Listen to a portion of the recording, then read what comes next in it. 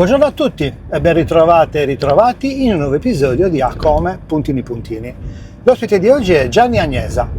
Gianni è tante cose, è un project manager nel campo della formazione e della consulenza organizzata, è un esperto della storia della Ferrari e di Enzo Ferrari, è motociclista, politico e anche conduttore di una trasmissione radiofonica sulla musica anni 60 e 70. Quindi buon ascolto, buona visione e sigla!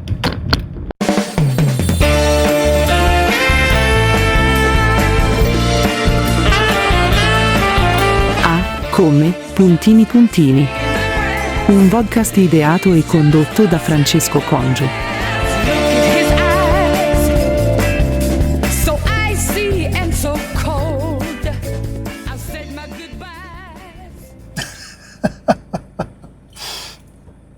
Sto salendo su una Peugeot. Aia, volevi una Ferrari, maledetto. Ciao Francesco, buongiorno. Buongiorno. Perché stai su una Peugeot? Hai difficoltà? Perché è la prima volta che salgo su questo tipo di macchina. Che chiamano furgoncino, e invece è una cacchio di macchina. Ma mi piacciono da morire. Ti piacciono? A me Ma non da male. morire. Sono contento. Io sono molto... qui. Avrei sempre voluto girare con una macchina per caricare gente, caricare cosa. Cose, persone, cose, animali anche. Animali Ho visto anche. che è un cane. Sì. Perfetto. Un cane e 3 gatti. 3 gatti. Oh, Ma yes. che bello. Benvenuto. Ben trovato Francesco. Allora, io ti ho presentato prima in un incipit, ho detto di te cose, non so se vere o false o boh, ho detto che sei tante cose. Faccio un sacco di cose. Molto incoerenti. Ma perché? Non è vero. Vabbè, perché mi muovo tra dimensioni materiali e spirituali, professionali ok. e cazzate anche. No, non è vero. Servono anche quelle, secondo me. Sì, allora, project manager nel settore della formazione, Oh yes, sì. E della consulenza manageriale? Sì, corretto. Organizzativa. Bello. Ma sei ancora in attivo? Sono ancora in attivo facendo però adesso cose che mi piacciono e non cose che mi chiedono di fare perché lo devo fare per motivi aziendali, organizzativi. Io lavoravo in un'agenzia del Ministero della Funzione Pubblica, quindi mi mandavano a fare cose. Occhio che qui non si fa editing. Io faccio rec stop. E quindi se dici qualcosa che non vuoi che si sappia, va bene, non voglio tagliare niente, mi piace andare liscio. Niente. Ma io posso usare gli occhiali da sole o preferisci che metta gli occhiali da vista? Ti dà fastidio molto? Essendo di origini nordiche, che vengo dalla Svezia, l'occhio ceruleo. Devo dire che il sole dà fastidio e sto sempre con gli occhi così. No, però non voglio vedere. Mi metto gli occhiali da sole perché mi sembra brutto fare uno che se la tira, capito, con gli occhiali da sole. Mettiamo così adesso. Così sei più intellettuale. Allora, aspetta, però ti ho presentato questo, poi ho detto che sei un appassionato, esperto e storico della storia della Ferrari e di Enzo Ferrari. Sì. E questa è la cosa. Vabbè, poi ne parliamo. E poi che sei un motociclista. Sì, da quando ho 14 anni non ho mai smesso di andare in moto.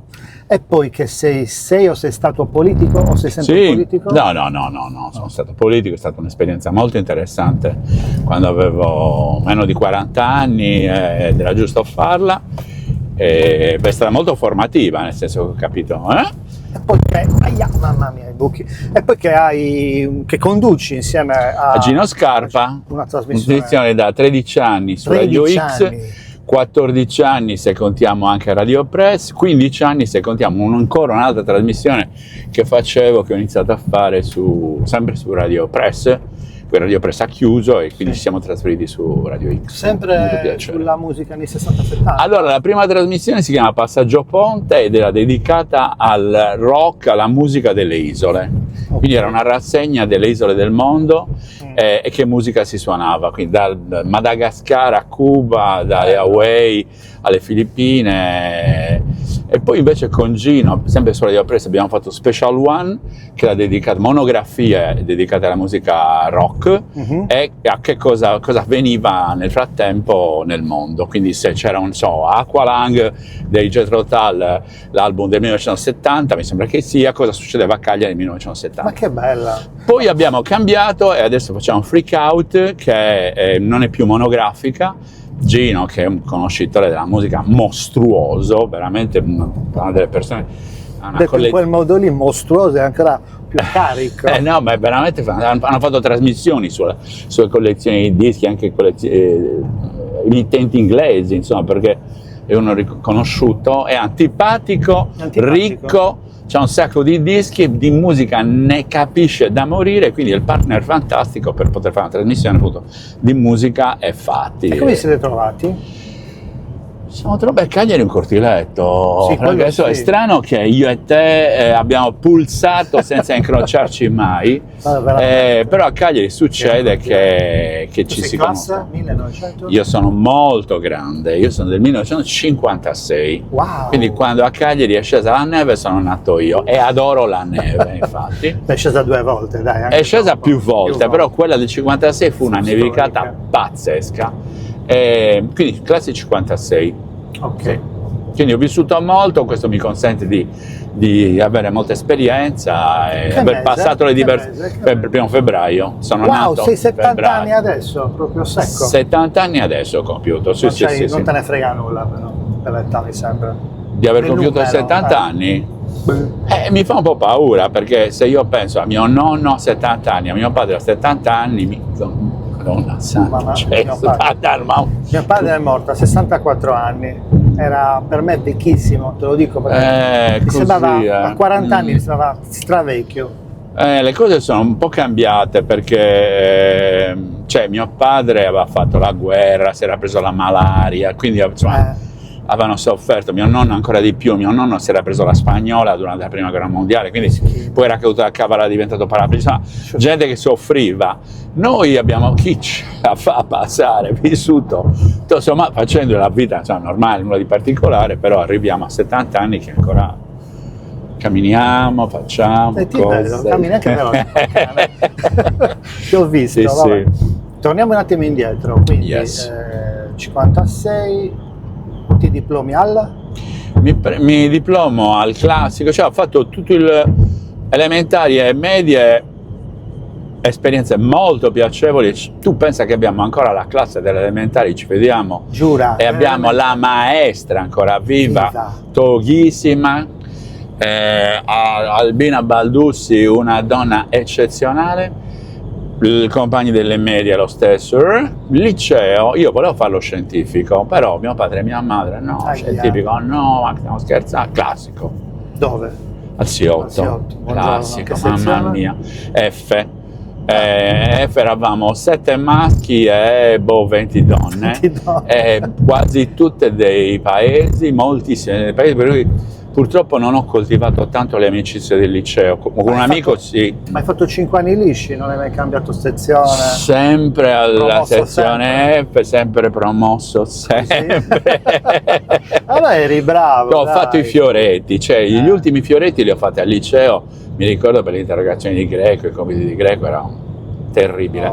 E però è stato formativo perché appunto studiare il greco e fare le traduzioni di greco ti abitua a affrontare delle cose impossibili. Quindi io volevo fare scienze naturali, anzi scienze naturali con indirizzo zoologico, adoro gli animali, però mio padre e mia madre mi hanno detto noi le tasse universitarie non te le paghiamo, cioè se tu vuoi fare scienze naturali te le paghi tu, perché noi non te le paghiamo, a fare il disoccupato. E mio padre mi ha detto devi fare ingegneria. Devi fare ingegneria.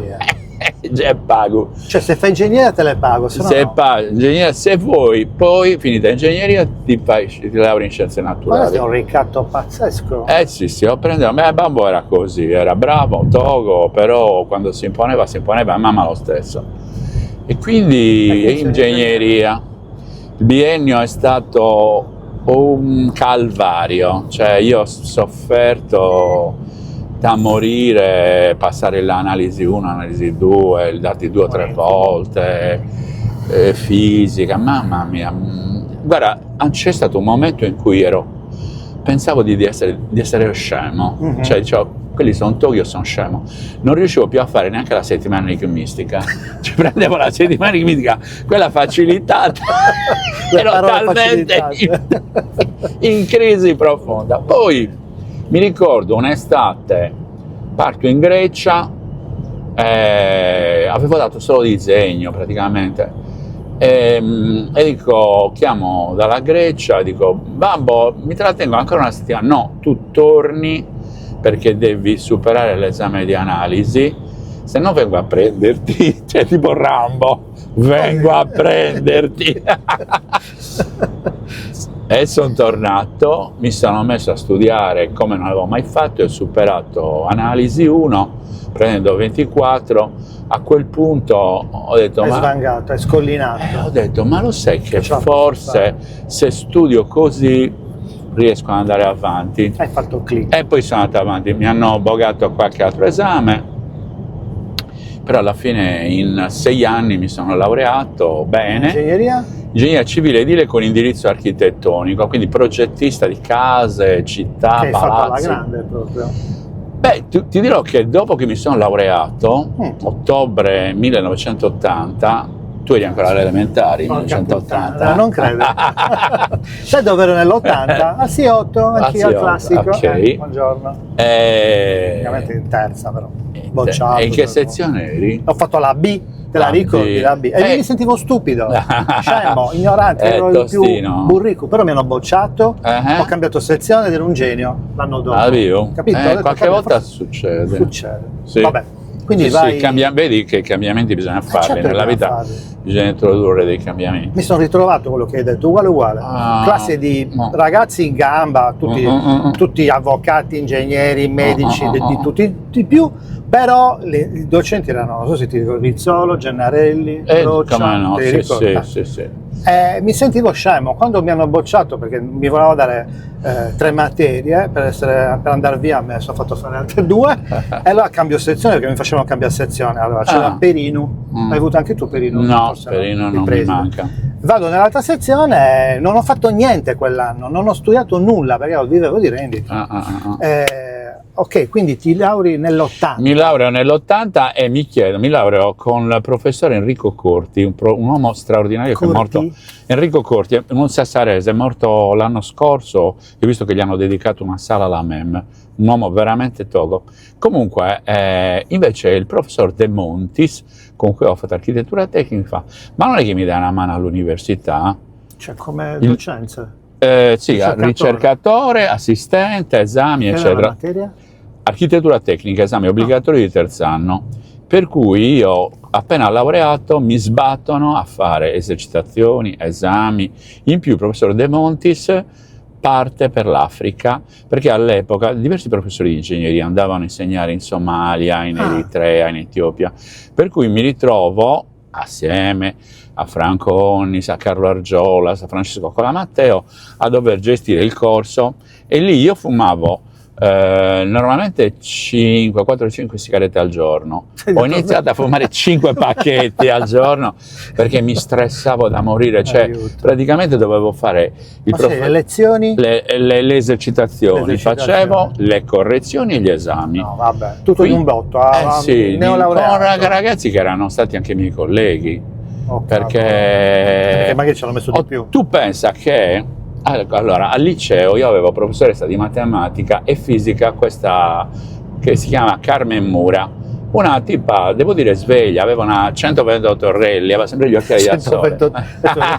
Riferimento a macchina. Sì, c'era una tipa sportiva. Morale della favola, questa decide di iscriversi in ingegneria. Me la ritrovo studentessa dopo che io ero stato suo alunno. Allora, alle esercitazioni lei mi chiamava Gianni e io la chiamavo professoressa. Professoressa, abbia pazienza, non va bene, qua dobbiamo modificare, qua, su e giù.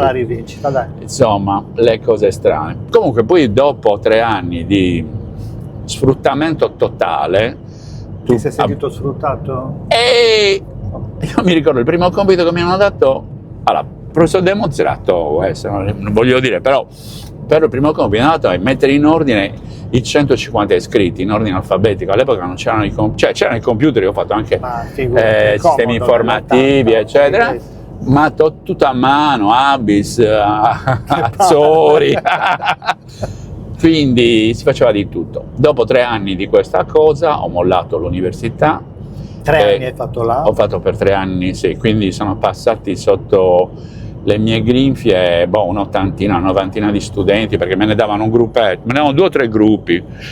Vabbè, storie interessanti. Mi ricordo che una volta una studentessa mi aveva chiesto se potevo andare a correggere il compito a casa sua. Buongiorno. Figata. Pericolosissimo. Aiutami a dire pericoloso. Questa ne sapeva, ma ne sapeva molto. Ci sei andato? Io sono andato e ho consumato tutti i miei freni inibitori per correggere il compito e basta. Okay. Vabbè, comunque, cose che succedevano all'epoca, solo a quello. Non le puoi citare, diventano sul Me Too adesso. Stai attento. No, ma infatti, no, devo dire che ho rischiato da morire, perché questa poteva fare qualunque cosa e incastrarmi definitivamente. Bravo. Anyway, poi nel frattempo... Dopo 3 anni. Sì, però avevo già iniziato a lavorare come ingegnere. Tra l'altro con Enrico Corti ho fatto alcune cose, lui mi chiamava in studio quando c'erano da fare dei progetti grossi, quindi entravo, non è che facevo quello che mi dicevano di fare sostanzialmente. Quindi ho fatto anche un complesso di edilizia economica e popolare a Latte e Dolce a Sassari, ho fatto un po' di cose come progettista. Non ero un granché come progettista, devo dire la verità. Ti piaceva? Era un incompreso, sostanzialmente ero un incompreso. E quindi invece ho iniziato, ecco, la cosa per cui ho svoltato e finisco è stata la formazione, nel senso che ho presentato il mio curriculum in un sacco di posti. Uno di questi era un'agenzia di formazione che si chiamava e si chiama Formez, e stavano facendo dei corsi di informatica per gli enti locali. Io nel mio piano di studio ho fatto sistemi informativi e quindi mi hanno preso come assistente, insomma, come tutor. Ma questo è un cambiamento epocale, cioè da ingegnere a formatore. Però sono entrato in aula facendo il saputello, cioè adesso vi spiego come funzionano i calcolatori, vi spiego cos'è un sistema informativo. Dopo un quarto d'ora io ho capito che quelli che avevano in aula non erano studenti, erano segretari comunali, tecnici di ufficio, che ne sapevano molto più di me, molto più di me. Per cui dai contenuti, cioè di che cosa parliamo, mi sono spostato al come lo diciamo, come lo facciamo, cioè come apprendiamo, perché gli adulti apprendono facendo cose concrete, cioè non facendo teoria, come si fa all'università spesso, ahimè purtroppo, ma bisogna fare cose pratiche, cioè anzi partire dalle cose pratiche, cosa fai, come lo puoi fare meglio. Quindi mi sono spostato sui processi di apprendimento, mi sono appassionato ai processi di apprendimento, alla consulenza di processo, e da lì poi ho iniziato a occuparmi praticamente solo di formazione, cioè assistere sostanzialmente le organizzazioni perché partendo da quello che sanno fare lo facciano meglio. E sei sempre rimasto al Formez? Sono rimasto al Formez, dunque ho lavorato in realtà anche 1 anno al Centro Regionale di Programmazione, è stata un'esperienza molto interessante, il CRP, e poi ho lavorato 2 anni alla provincia di Cagliari, l'Osservatorio Casa, anche quella è stata un'esperienza molto interessante perché si facevano indagini sull'abitare a Cagliari, quindi i fabbisogni di abitazione legati all'età, alla presenza di handicappati. Però non c'entravano nulla con l'architettura? Con l'architettura sì, perché comunque io per fare architettura tecnica si studiavano, cioè all'epoca era l'architettura funzionale. Io ho insegnato agli studenti per anni a fare santelia, cioè a fare quartieri di case essenziali, prefabbricate, adatte a 2 persone, 3 persone, 4 persone, standardizzando le esigenze, che è una cosa terribile, cioè è la fine dell'architettura purtroppo, per cui sono colpevole io applicavo il programma era fare architettura industrializzata e prefabbricata. Che costasse poco. Che costasse poco, che fosse fatta col minor numero di componenti possibili, quindi il palazzo ideale era quello fatto con 4 pannelli, e poi comprendi pannello con la finestra, pannello senza finestra, e infatti sono uscite scatole di scarpe che hanno riempito le periferie di tutto il mondo, purtroppo. Ma vabbè, la mentalità della... Era quello, l'efficienza, sì. Oggi qualcosina avevo sentito, ho letto che stanno cercando di integrare la fascia popolare con quella residenziale normale, tipica, dove fare un melting dal punto di vista urbanistico, fare i quartieri di edilizia sociale popolare è fare dei lager, quindi integrare la città, le diverse funzioni. All'epoca c'era il cosiddetto zoning, cioè si dorme, lo zoning era un approccio urbanistico per cui la città doveva essere divisa per parti funzionali, centro direzionale, zona industriale, dove si dorme, centri sportivi, e le città erano divise per parti. Dopodiché per andare da una parte all'altra ci c'erano autostrade. La gente vive una vita a folle, dove per andare a lavorare da dove hai dormito ci metti un giorno, da dove devi andare per andare a fare lo sport. Adesso si cerca di integrare, e in più, ma finisco perché non possiamo metterci a fare lezioni, anche perché io ormai ho mollato da tanto tempo. Sarebbe il caso di sapere chi va a vivere lì, che esigenze ha, perché non è detto che tu e io, che abbiamo supponiamo che abbiamo la stessa età, abbiamo fatto gli stessi percorsi, vogliamo la casa fatta in maniera uguale, cioè abbiamo esigenze. Io ascolto musica, tu no, tu hai bisogno di una stanza a letto enorme, io ho bisogno di un bagno enorme, e quindi la progettazione dovrebbe essere più coinvolgente nei confronti di chi va poi a utilizzarla, sempre che lei sappia esprimere le esigenze. Sì. Quando fai la perché prima alcuni casa... non lo sanno, dicono voglio la casa di Barbie. Bravissimo. Fammi la casa di Barbie, ma in che senso?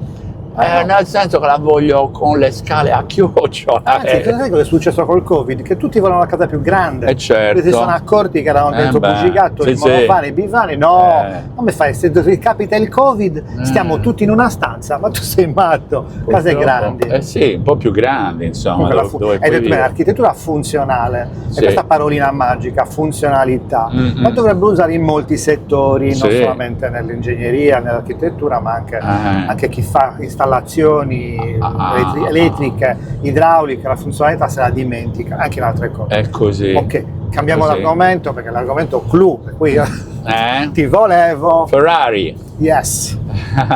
Quindi vado un giorno.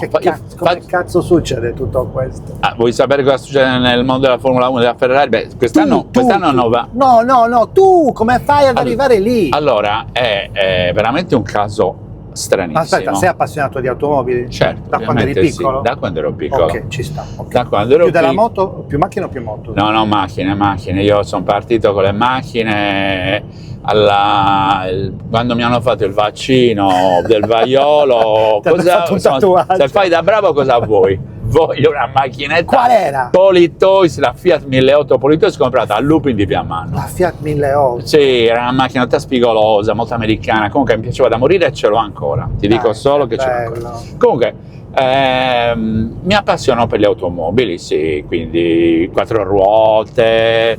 Poi avevo vicino dei cugini che anche loro avevano la passione. Sai, quando la passione la condividi con altri, poi si cresce, sì.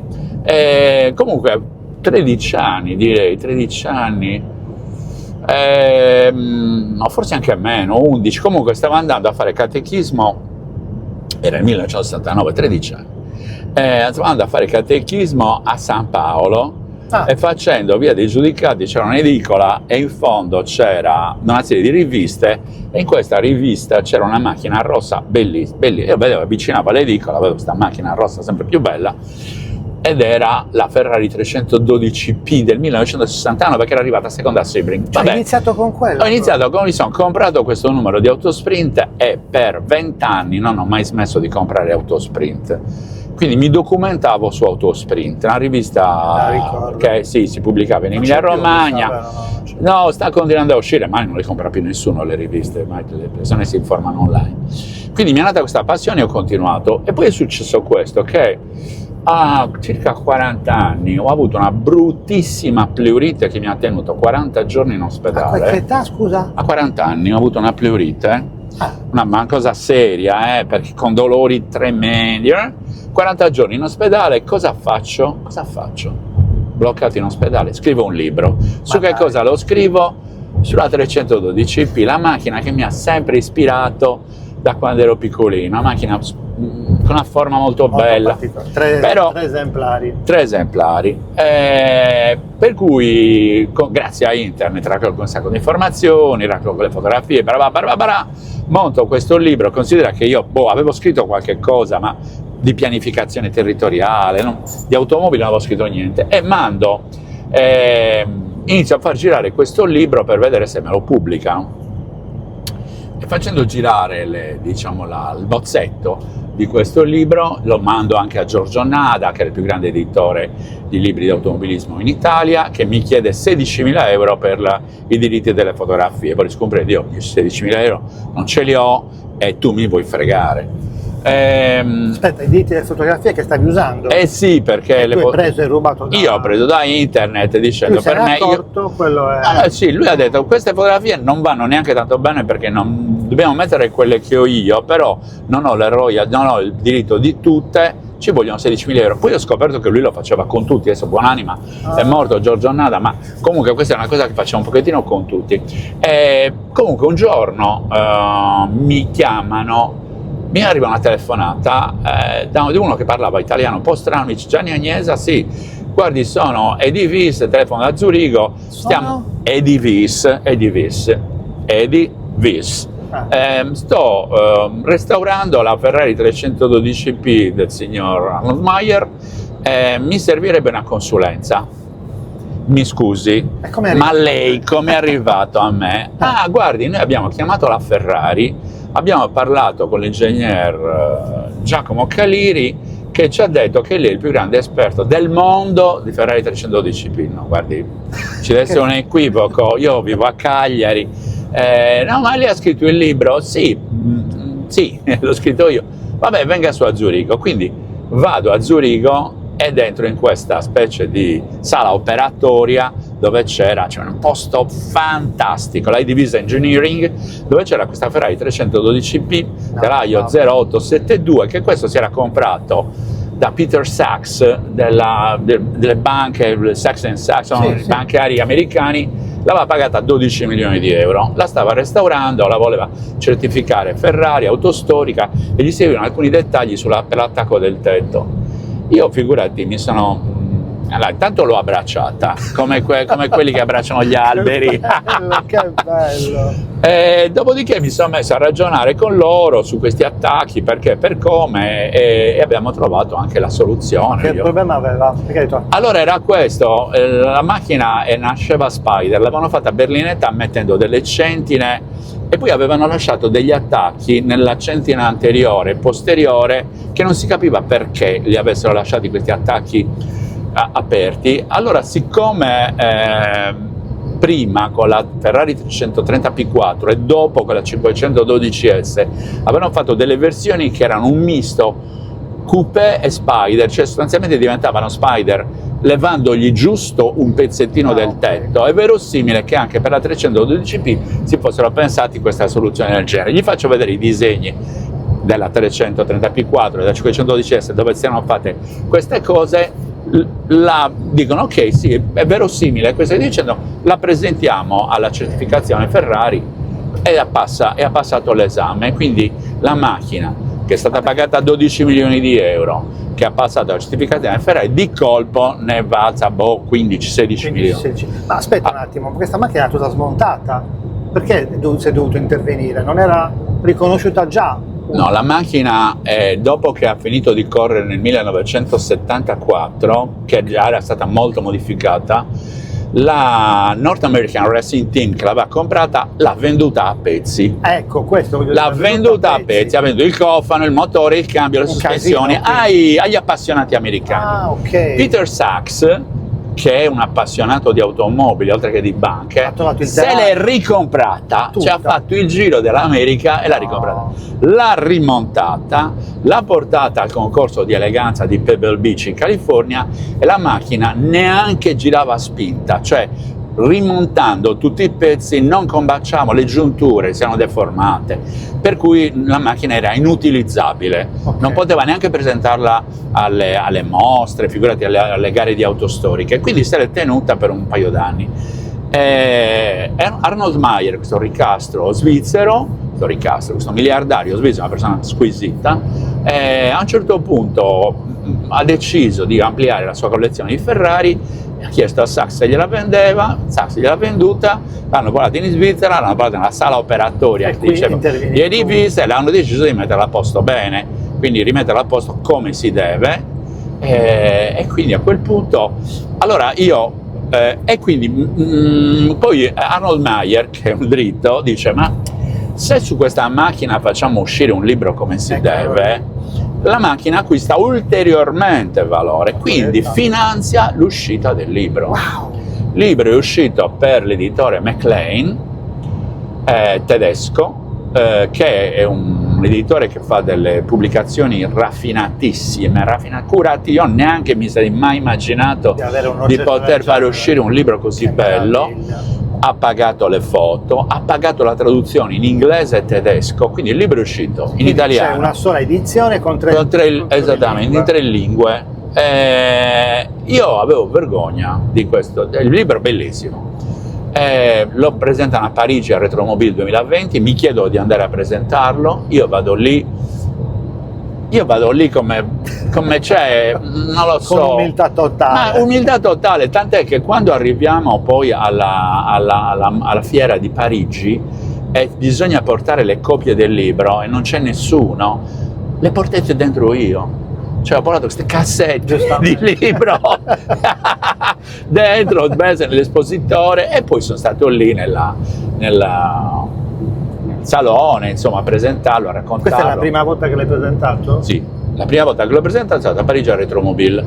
La settimana dopo hanno chiuso tutto il mondo perché è scoppiato il Covid e quindi per un anno il libro non è praticamente uscito. E poi mi hanno chiamato a Maranello, il Ferrari Club Enzo Ferrari di Modena mi ha chiamato a presentarlo ed è stata una presentazione bellissima perché sono venuti. Che anno era? Era il 2022 direi, 2020, forse il 2022 è stato.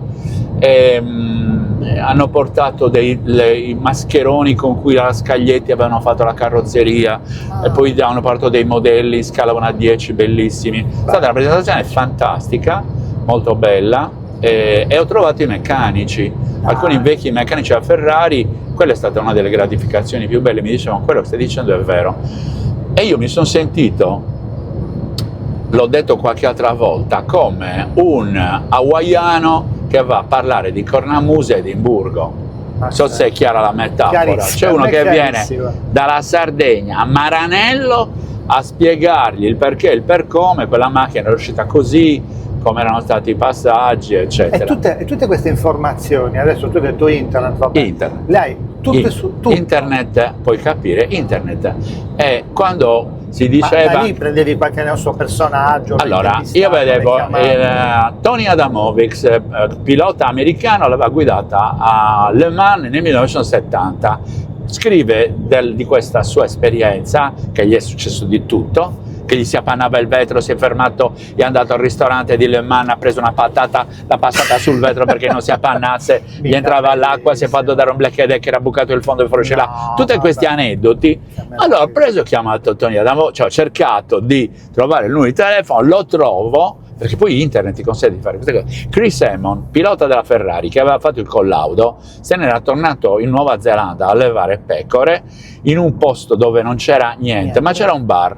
Quindi io chiamo il bar di questa cittadina della Nuova Zelanda col mio inglese stentatissimo e gli dico: scusate, ma ogni tanto da voi passa Chris Amon a bersi una birra? Chris Amon, il pilota? Sì, certo. Allora ditegli che domani mattina lo chiamo dall'Italia perché gli devo chiedere delle cose. L'indomani mattina, col fuso orario, per cui le 8 di sera sono le 8 di mattina nostre, lo chiamo e mi risponde e io registro ovviamente l'intervista. Qui internet ti consente veramente Di fare tutto. No, di fare delle cose Che pazzesche, che meraviglia. inimmaginabili. Per cui Mario Andretti, cioè io sono entrato in contatto con tutte le persone, i piloti che l'avevano guidata, i meccanici che l'avevano messa a posto, gli ingegneri che ci avevano messo le mani, e questo mi ha consentito di raccogliere un sacco per esempio la macchina è stata affittata da Steve McQueen per il suo film Le Mans ed è stata guidata da un pilota svizzero che è diventato sordo perché la macchina ha il motore posteriore ma non aveva il divisorio, quindi lui la guidava, probabilmente non si metteva i tappi nelle orecchie e racconta come è rimasto il programma. Comunque tutta una serie di aneddoti che poi per gli appassionati di automobilismo sono il sale, perché sai, i libri che parlano del telaio, passo, all'esagio del motore, ne trovi dovunque. I libri che ti dicono che Tony Adamovic si è fermato alle mani e ha passato la patata per non appannare il vetro, è una meraviglia. E così ho raccolto un sacco di storie della Ferrari 312P e poi prima e dopo la Ferrari ha avuto una storia incredibile e quindi a quel punto un po' comprandomi i libri, parlando con le persone, andando a Modena n volte, devo dire in questo ho avuto il sostegno o perlomeno il non impedimento di mia moglie, cioè mia moglie in questo è stata strapanata, ha capito che questa era una passione che poi tra l'altro era mia e basta, insomma. Non ti dico che non è, ma finanziata, insomma in qualche modo mi ha dato una mano, cioè non è che bisogna, però soprattutto non ha detto Gianni dobbiamo cambiare la lavatrice e non andare a Modena. Non solo, se sparisci per non so quanto tempo, ti distrai per non so quanto tempo. Sì. Ci vuole un po' d'appoggio. Sì. Poi non ha mai condiviso, sì, ho 2 figli, non ha mai condiviso la mia passione, nel senso che mia moglie non mi ha mai chiesto niente. Le soddisfazioni le ho avute da altri, cioè non mi ha mai chiesto ma di che cosa avete parlato a Modena, a Maranello, sono andato a Monza a fare le conferenze, insomma, troppo dopo. Così è. Ascolta, ma non c'è stato mai nessun'altra pubblicazione, mai nessun altro... Oh no, ho pubblicato, in realtà ho scritto su ruote classiche, sempre sulla 312P,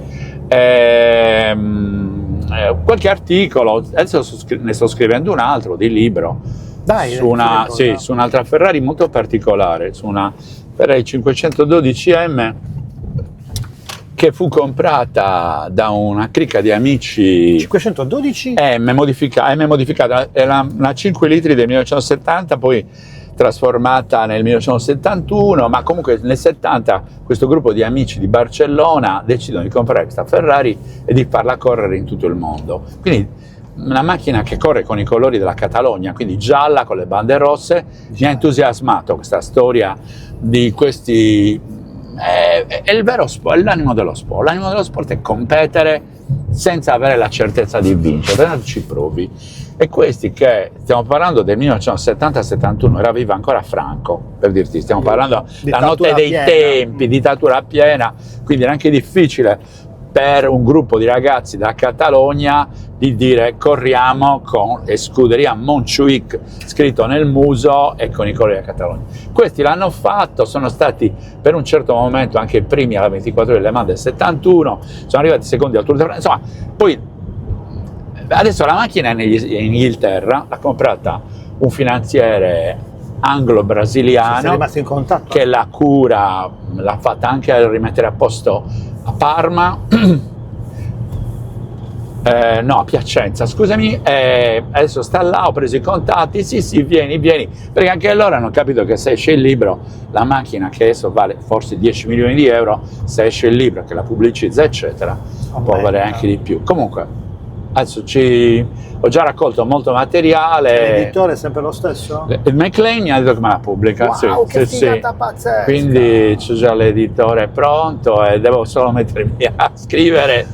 Bene, insomma, per queste cose vanno fatte Ecco, perché il secondo libro mi sa che alzi l'asticella e quindi anche tu magari vuoi migliorarti. Sì. No, non è che voglio migliorarmi, a me piace, sono appassionato, quindi cerco di non scrivere cose banali, appunto. Scrivo di una macchina particolare, poi di 512 ne hanno prodotte 25. C'era Nick Mason, il batterista dei Pink Floyd, probabilmente l'esemplare conservato meglio. Nick Mason ha un patrimonio di automobili impressionante,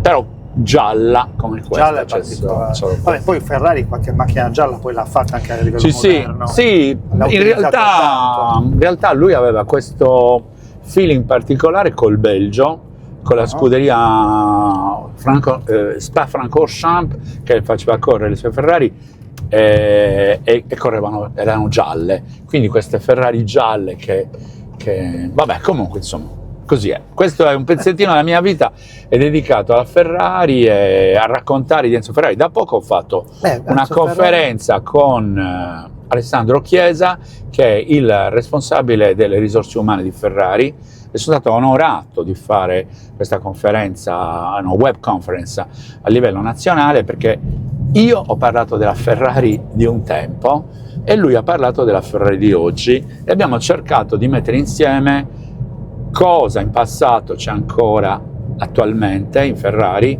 come cultura organizzativa, come valori, come attenzione alle persone, come rapporto fra la Ferrari e il territorio, quindi Maranello e il Modenese, cosa c'era in passato e cosa c'è oggi. Ti dico la verità, avere questa opportunità per me è stata una gratificazione questa storia, come quando l'hai coltivata e quando l'hai acquisita?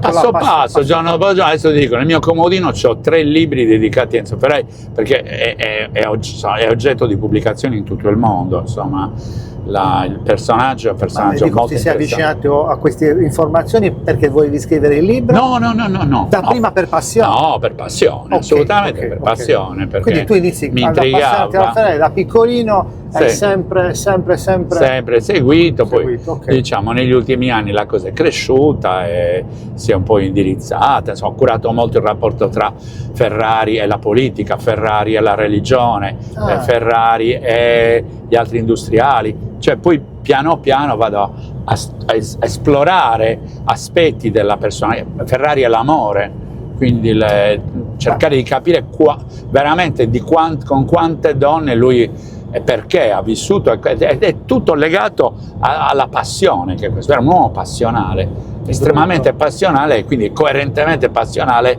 sia l'opportunità di conoscerlo non c'è stata per te? No, allora io ho conosciuto un sacco di persone che l'hanno conosciuto, però direttamente non l'ho visto. Cosa ne pensi del film, l'ultimo? L'ultimo film di Mann è bellissimo, è un film splendido che racconta un anno di Ferrari, il 1957, e lo racconta come una tragedia greca, perché la vita di Enzo Ferrari è una tragedia continua. Lui ha scritto un libro che si chiama Le mie gioie terribili, perché non ha mai... Se io o altri volessimo leggere un libro che possa essere la somma di tutto, cosa consiglieresti? Questo? Un libro dedicato a Enzo Ferrari... più aderente, il più vero, anche più... in realtà uno che contempli tutto non c'è. No, non c'è. Un libro che... perché... i libri normalmente affrontano, per esempio è uscito un libro del suo medico curante, è un libro bellissimo, scritto con un'attenzione, un tatto, per dire alcune cose che riguardavano la sua sfera fisica, personale, psicologica e della moglie, Laura Garello, però tratta quell'argomento, quindi poi se tu lo incroci con le vicende aziendali, con le vicende sportive, con rapporti con i sindacati, eccetera, eccetera, riesci a scoprire anche perché in certi momenti lui stesse male o stesse meglio, ecco, quindi non so. La tua testa è piena di elementi. Link tra una cosa e l'altra che ti consentono di capire un po' meglio. Scrivere un libro su di lui non ti è venuto? No, non avendolo conosciuto, ma io tutte le volte che parlo di lui dico: guardate, io non l'ho incontrato e scrivo e parlo avendo letto delle cose, avendo parlato con le persone che ci hanno lavorato, però mi manca, è teoria, per cui è verosimile che dica ogni tanto una cosa, una sciocchezza, una cosa che non è verificata. Bene. Ascolta, dicevi che l'ultimo film ti ho interrotto. Il film di Mann è bellissimo perché è una tragedia greca, cioè lui gli è morto l'anno prima il figlio Dino. e in quell'anno di distrofia muscolare, quindi una malattia che se l'è portato via a poco, e in quell'anno muore Alfonso de Portago durante la Mille Miglia a Guidizzolo, Mamma con mia, questo incidente in cui muoiono 9 persone, 11 compreso de Portago e il suo meccanico, di cui 5 bambini. Ferrari viene fermato, gli viene sequestrato il passaporto, viene incolpato, l'osservatore romano scrive che è un dio che si mangia gli uomini, i figli, un Urano che si mangia i figli, per 4 anni è sottoposto a indagini, processi eccetera, poi viene assolto ed è molto interessante il dispositivo del giudice che lo assolve, in cui gli chiede scusa a nome degli italiani, gli dice. È una cosa strana perché in una sentenza, nei dispositivi della sentenza, tu spieghi tecnicamente perché l'hai assolto. Avevano dimostrato i periti che il pneumatico di De Portago si era aperto perché il divisorio della strada era fatto da questi sciagurati occhi di gatto, che erano questi bulloni, queste placche di metallo che servivano a separare le due corsie. Una di queste, anzi alcune di queste erano aperte e una aveva aperto il pneumatico ormai consumato, e stavamo quasi per arrivare all'arrivo di Brescia. Quindi, peraltro, esaminando anche i pneumatici, dimostrano anche che non erano neanche difettosi i pneumatici, perché in effetti anche il produttore dei pneumatici era stato incolpato. Comunque, nel dispositivo il giudice dice: noi ti dobbiamo chiedere scusa perché quello che la Ferrari ha fatto per l'Italia, siamo nel 57, quindi non è che era, cioè aveva sì vinto con Ascari 2 campionati del mondo di Formula 1, aveva vinto un sacco di gare, però non era la Ferrari, erano 200 dipendenti, facevano 150 auto all'anno, però il giudice si sente in dovere di chiedere scusa nella sentenza per tutto quello che lui aveva passato. Quindi, però ecco, il film di Mann racconta quest'anno terribile, un anno in cui, oltre ad aver perso il figlio l'anno prima, oltre ad aver avuto questo incidente terribile, è in crisi nera economico-finanziaria, è in crisi perenne con la moglie che passava da un esaurimento nervoso all'altro, e quindi descrive molto bene questa. Poi la gente è andata a vederlo per vedere le Ferrari, per vedere le gare, ed è rimasta delusa. Io quando sono andato a vederlo a Notorious, al cinema a Cagliari, io ho visto le facce di delusione delle persone. Il film è bellissimo, ma devi sapere cosa stai andando a vedere. Esatto. Mentre qualche altro film su Ferrari l'ho trovato orribile proprio. Ce n'è stato uno qualche anno prima, oddio, non mi ricordo come si chiama l'attore italiano che interpretava Enzo Ferrari, comunque era stato bruttissimo. L'attore italiano non era...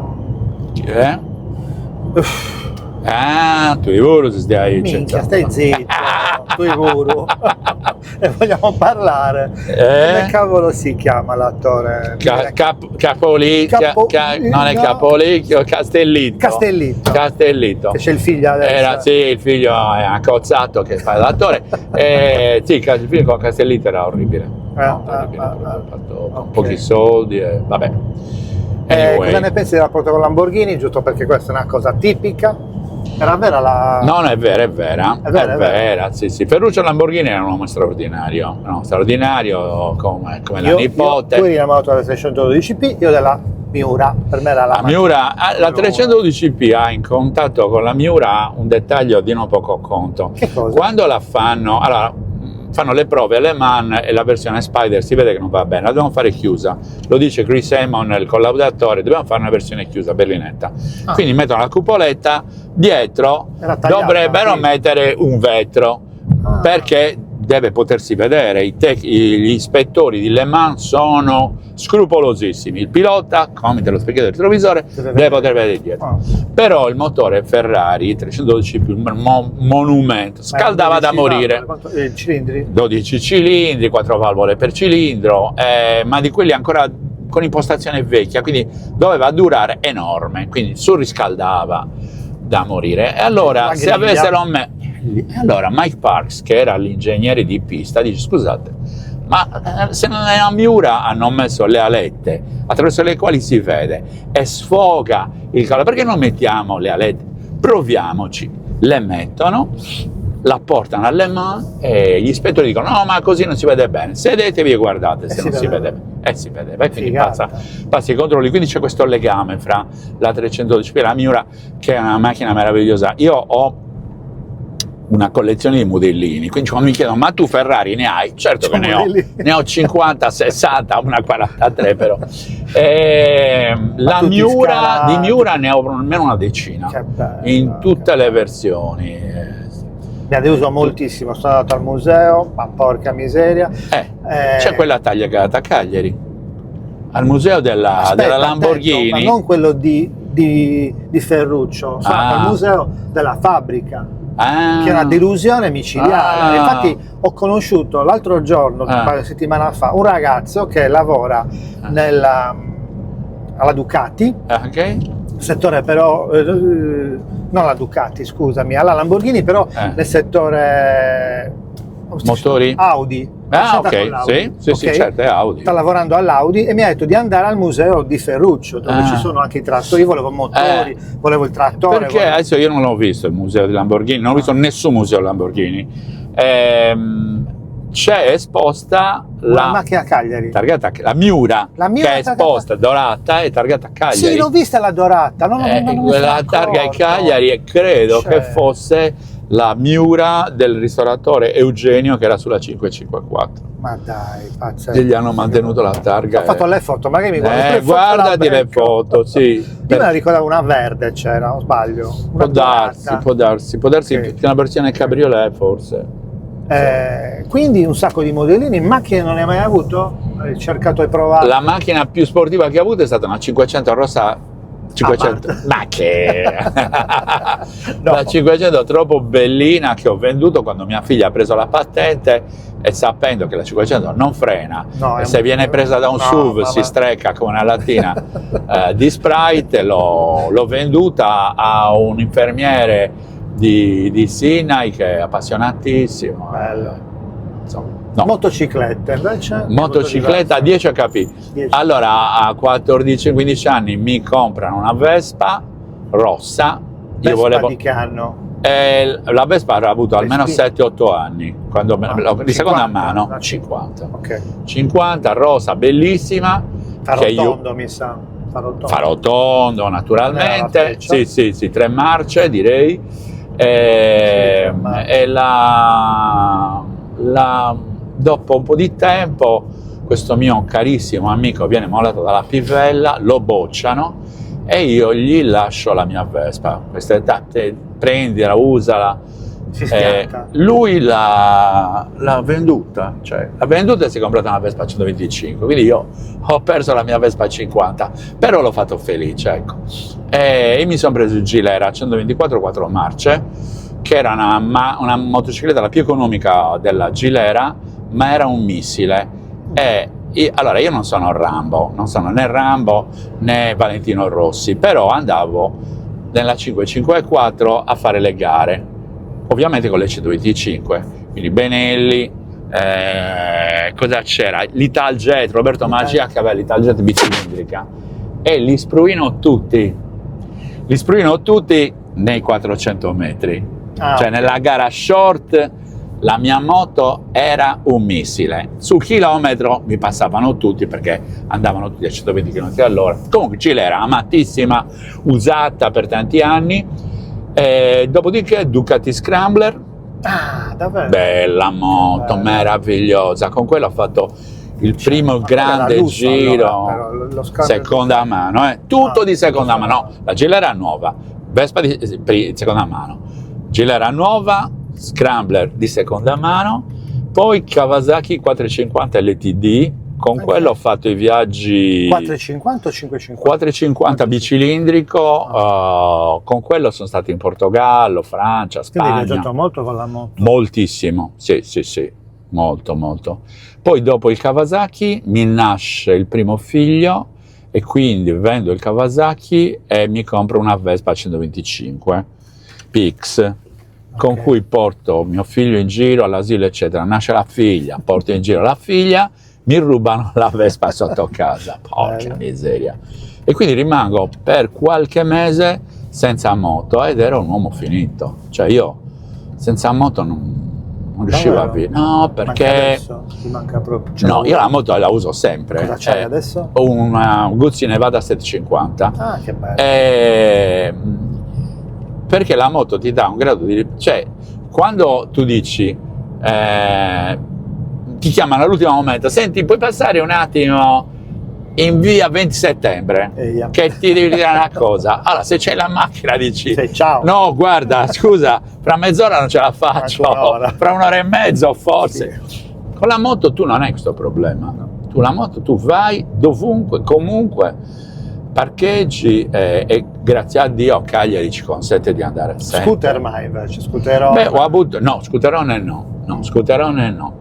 Sempre qualcuno moto. gli scooter li chiama la moto. Ho detto, ma siete degli ignoranti, non è una moto. È bellissimo, c'è un meccanico in via Satta, toghissimo, che c'ha un cartello dove scritto non ripariamo scooter. Bravo, finalmente. Solo moto. Solo moto, vero, moto. Sì, la sì, moto sì. ha il telaio, Sì, il motore, lì, non il dietro a moto, vabbè. Guarda, non mi ho mai chiamata la Vespa moto, non mi ho mai chiamata, era la Vespa. Ma tu hai? Io non ho più nulla perché ho paura, mi è stata la paura. Sì. Però abbiamo iniziato col boxer rosso, poi siamo passati, bugia, prima siamo passati dalla Vespa 150 del 1900 e rotti, era di Babbo, del 55. Faro basso, faro alto, faro alto. 150. Ah, ok, 150, sì. Monosellino, col cuscinetto dietro. Ok. Io ho iniziato con quella, cioè a 16 anni, bugia, prima col boxer e poi con quella. Quella praticamente un giorno ho fatto una curva, ho beccato, ti ricordi i tombini dell'acqua sopraelevati, mi ha dato un colpo al carter, spaccato l'alluminio, era una lega di alluminio di allora, non sono mai riuscito, usciva l'olio, quindi non era pericoloso. Poi mio fratello ha fatto Honda 125, quindi io ho usato quella, poi si è preso il Guzzi V35, poi la Kawasaki GPZ 550 e quella mi ha dato una botta perché un giorno ero troppo veloce, ho rischiato molto, mi sono cagato la mutanda, perdonate il termine. Però è così, è così, è brutto. Quando fai una cazzata, mamma mia. L'unica volta abbiamo avuto un incidente proprio con mio fratello, ci hanno preso in pieno una macchina, sono volato col Vespa. Andavamo a scuola, noi abitavamo al quartiere del Sole, quindi C8 quartiere era sempre così. Sì. No, poi basta, poi mia moglie mi aveva vietato di comprarmi anche uno scooter. Anch'io ormai è una cosa che coltivo. Cioè, mio fratello c'è il BMW adesso, c'è il BMW vecchio, il 1100, aiuto. Ma sempre bicilindrico contrapposti vecchio, c'ha 30 anni col BMW che ha lui. Bello. Ha sempre continuato, non ha mai mollato. Bello. Senti, invece la passione per la musica? Passione per la musica, chi alla mia età ha vissuto un momento in cui la musica era un elemento, diciamo, unificante, era argomento di discussione, di confronto, ci si trovava per ascoltare la musica che si proprio univa la musica, quindi e poi abbiamo vissuto un periodo splendido, diciamo dalla metà degli anni 60 alla fine degli anni 70 c'è stata una iperproduzione di musica di qualità in Gran Bretagna, in Inghilterra, negli Stati Uniti e anche in Italia, devo dire, ci sono state delle produzioni. Purtroppo vivendo a Cagliari, anche lì solo teoria, nel senso che ascoltavi i dischi ritardi. Sì, ma poi concerti pochissimi. Mi ricordo che c'era stato questo concerto di Atomic Rooster, che era un gruppo di quarta fila, terza fila, adesso non so. al palazzetto, ma siamo andati tutti a sentirlo perché musica ne passava pochissima a Cagliari, cioè nessuno organizzava concerti. Poi dopo sono venuti un po', ma chi è venuto? Venditti, veniva De Gregori, Guccini, però i grandi gruppi non passavano per Cagliari, quindi dovevamo andare a Roma. Io i Genesis li ho sentiti nel 1973 a Roma, ma per arrivarci prendi la NAP, prendi il treno, cioè per 2 ore di concerto dovevi spendere un sacco di soldi quindi comunque musica, la passione per la musica vissuta intensamente con tanti amici e poi non so com'è. 15 anni mi hai detto di trasmissioni radiofoniche. Sì, poi prima come nasci? Come inizi a fare una trasmissione? Allora, ascolto Radio Press tutti i giorni, Vito Biolchini, Elio Turno Arte e Male, Buongiorno Cagliari. Mi piaceva da morire. E sono stato a trovarli un paio di volte portando la sarfata. Ah, la sarfata l'hai portata? Sì. Bravo. Non tante volte, ma 2 volte. Un po' di pasta. Sì, un vassoietto con le paste e loro dicevano se volevi andare. Poi c'erano quelli che andavano sarfattone, io una sarfattina. Comunque toghi. Mi piaceva molto questo modo di comunicare. E allora, probabilmente parlando con Vito, sicuramente con Alberto Urgu, con il povero Cristiano Bandini, gli dico, ma se facessi... gliel'hai proposto tu? Gli ho proposto io di fare una trasmissione sulle isole. Perché questa è un'altra passione, questa un po' della geografia delle isole che mi è venuta a causa della colite di mio figlio, perché mio figlio soffriva di colite da piccolino e dovevo passeggiarlo nell'andito, lo tenevo così e avevo questa cartina del mondo enorme, quindi iniziavo 40° parallelo, 30° parallelo, 10° parallelo.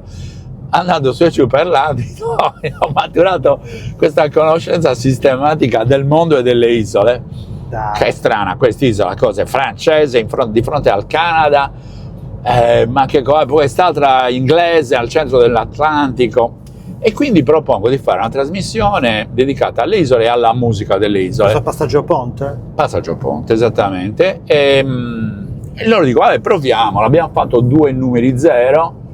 Tra l'altro tu eri solo? No, l'ho fatta con mio figlio. Con tuo figlio? Con mio figlio che all'epoca avrà avuto 18-19 anni, e quindi abbiamo fatto questa trasmissione in cui usavamo degli pseudonimi, non ci chiamavamo Gianni Agnesa e Claudia Agnesa, io mi chiamavo Piero, forse me lo ricordo, comunque usavamo pseudonimi e abbiamo fatto una 15ina di puntate dedicate a isole e alle loro musiche. La cosa ci ha divertito. Poi mio figlio è partito per l'Olanda, dove è rimasto 8 anni, e io ero orfano di... Ciao. E allora dico a Gino, ma scusa, ma tu trasmissioni musicali ne fa? Perché ci conoscevamo, appunto sapevo che lui aveva un sacco di dischi. No, ma perché non la facciamo? Anche lì facciamo un paio di numeri 0, proviamo, la cosa funziona. Special One era il soprannome di Mourinho, l'allenatore dell'Inter del triplette, e siccome Gino è un tifoso dell'Inter sfegatato, ma che più non si può, mamma mia. E allora abbiamo fatto così questa trasmissione che ha funzionato. Poi Radio Press ha chiuso, hanno venduto i canali eccetera, hanno fatto, è nata Radio X, e quindi un pomeriggio siamo andati a Sergio Benoni, gli abbiamo detto, ma non è che c'hai libera una finestra temporale, uno slot per fare questo? Sì, e quindi da lì abbiamo ripreso con ospiti, facciamo questa trasmissione spesso invitando degli ospiti che sono o cantanti che hanno musicisti. Fare un podcast non ci avete pensato? Essere un po' più, come dire, la radio è radio, lo sappiamo quanto è la bellezza della radio, però magari vi rimane un po' più... allarghi l'audience. Sì, il salto di qualità sarebbe quello, però, caro, io ho 70 anni, Gino ne ha ancora di più. Più di 70? Sì, Gino c'ha 71, 72, quindi insomma siamo un po' scalati, no? Va bene così, va bene così e ancora ne abbiamo voglia e riusciamo a essere... Comunque andate in trasmissione, dovete prepararvela e siete in diretta. Gino se la prepara in una maniera... Gino è eccezionale perché identifica in ogni trasmissione alcune elementi, no, che sono, che ne so, un genere musicale o un editore, un cantante che ha fatto dei brani, li ha fatti in coppia con una, foto delle cover, eccetera, e su questo ci costruisce dei nuclei di musica di qualità. Io vado alla MEM, mi leggo l'Unione Sarda digitalizzata più o meno. Lui mi dice guarda, manderemo musica del 73, e allora vado a vedere. Dai, quel giorno noi andiamo in onda diretta il venerdì, il 24 marzo, venerdì del 1983, che cosa succedeva a Cagliari. E quindi su questo io cazzeggio. Gino fa delle cose tochissime, e io invece su questo costruisco un po' di paralleli fra le cose che permangono e le cose che sono totalmente cambiate. Ma che carina! Ed è sai che è molto interessante ricordare, capire che come eravamo veramente leggendo il giornale, quindi quelli che osannano il passato, un tempo sì che la politica era una cosa seria, un tempo sì che c'era rispetto per le persone, per l'ambiente, ma un cazzo! Cioè, tu vai a vedere che cosa succedeva in quegli anni, mamma aspetta, mia. Tu fai la trasmissione ogni venerdì, sì, e tu ti guardi quel giorno del 73 o di quanti altri di quell'anno? Allora, se Gino mi dice che ti dà lui mi dà l'input, okay, io vado a vedere e poi spazio, perché vado a vedermi lo stesso giorno, magari nel 68, okay, non vado mai molto indietro, nel senso che comunque c'è un range 60-70. sì, 60-70, sostanzialmente è quello, e vado su cronaca di Cagliari, cronaca della Sardegna, cronaca dal mondo, e ci metti quanto tempo a produrre? Un'ora di tempo? Ormai vado veloce, speed reading, mi porto il quadernetto, mi segno le cose. Bravo. E quindi su quello costruisco un pochettino. Quindi non è cambiato un cazzo, coglioni siamo e coglioni eravamo. Cioè, se tu vai a vedere guerre Medio Oriente, blocchi navali nel mare di Giappone, l'Ormuz, presente contingente, proprio bello. Sì, quello che è cambiato è che non sono più sequestri, che è diminuita enormemente la violenza, che se ne dica, se tu prendi i fatti efferati, c'è la gente che si sbertiva, che viene in ospedale accoltellata, sparata, picchiata dovunque. Si dice che c'è intolleranza nelle scuole, ma l'altro giorno ho letto proprio di un professore che è stato massacrato di colpi nel 76 in una scuola di Cagliari, una cricca di loffi che l'hanno sbattuto per terra, l'hanno massacrato di colpi. Cioè, non di più, era molto incidenti stradali di tutti i tipi. Non ti ricordi il periodo che c'era la NATO a Cagliari, canadesi?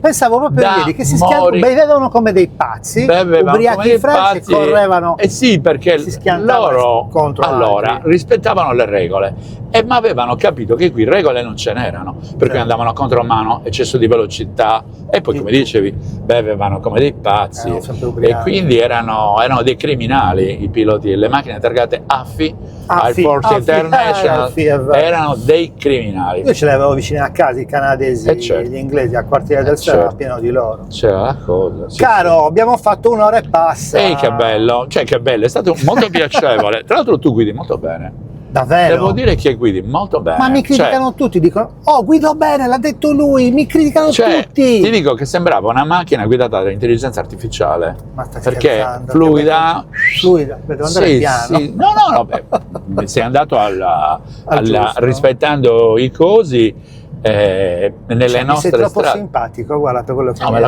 non ho detto niente di... E chiedi ai miei amici, alla mia compagna, mi dice mi fai venire la nausea, non riesci a fare le curve. Nel senso che... No, vabbè. No. Grazie. No, grazie a te. No, c'è una domanda che devo farti, fermo. Certo. Questo progetto si chiama Come? Quindi una parolina mi devi dare, così faccio il titolo. A come, non dirmi Agnesa, perché ovviamente... A come con la A. Con la deve essere? Che sia un po' coerente, riferito alla nostra chiacchierata, alla tua esperienza, alle tue passioni. Come apertura. Ok, aspetta un attimo. Ecco, adesso non hai guidato come l'intelligenza artificiale. No, vero, stavo per schiantarmi. Già detta apertura. Perdona, ma devo controllare. Sì, no, certo. Ok, perché apertura però? Mi piace sapere il motivo. Beh, assolutamente dobbiamo guardare al futuro, dobbiamo guardare alle nuove... Il futuro non è il passato emendato delle cose brutte, il futuro deve essere una cosa completamente diversa, cioè quello che io vorrei che tutti vorressero è che ci fosse un futuro molto diverso, Come sarebbe? con più giustizia, rispetto per l'ambiente, pace, utilizzare l'intelligenza e mettere insieme le cose che ci accomunano piuttosto che le cose che ci dividono. Detto in 2 parole è questo, quindi aprirsi e avere fiducia. Il capitale sociale di un gruppo di persone, di una città, è fatto da questo, dal fatto di offrire e sfruttare le opportunità. Ti direi anguria, perché mi piace da morire, e auguri anche se vuoi. No, ti faccio una proposta, perché quello sull'apertura mi piace molto, e se fosse a come aprirsi, io te lo concedo. Sì, Preferisci anguria o auguri? No, preferisco anguria, ha un colore rosso che mi piace moltissimo, il rosso della Ferrari. Come anguria, È buonissima, è buona, è fresca e lava la faccia, dicono a Napoli, l'anguria, quindi come simbolo. Approvato, anguria.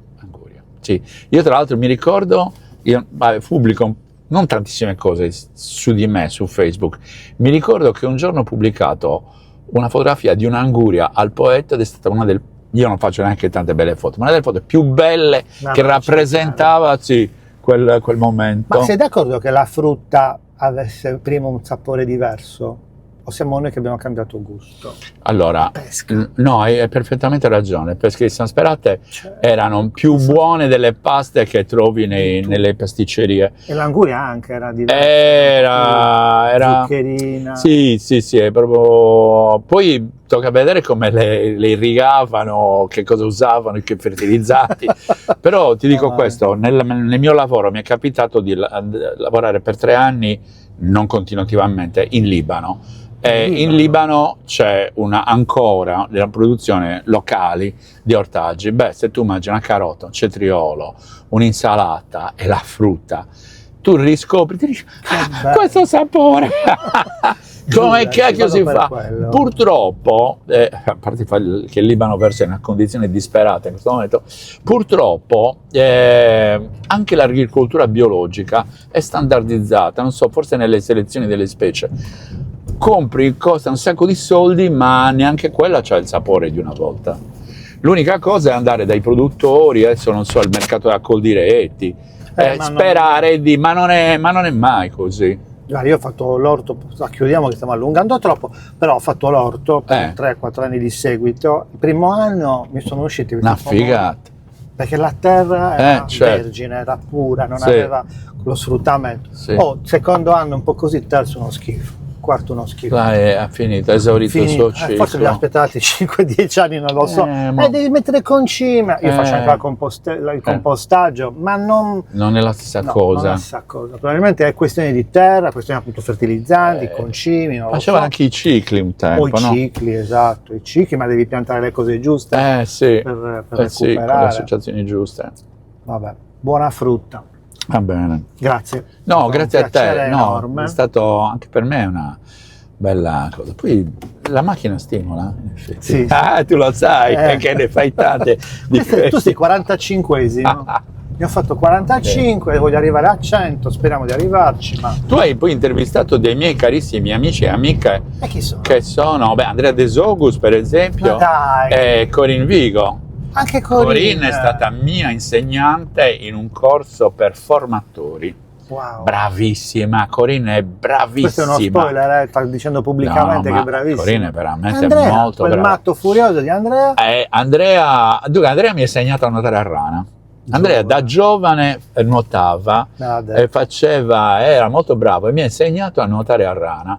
Poi, insomma, le nostre vite si sono incrociate un paio di volte, devo dire, toghissimo. Togo. Ok, va bene. Saluti, grazie. Ciao. He's just a snake in the grass.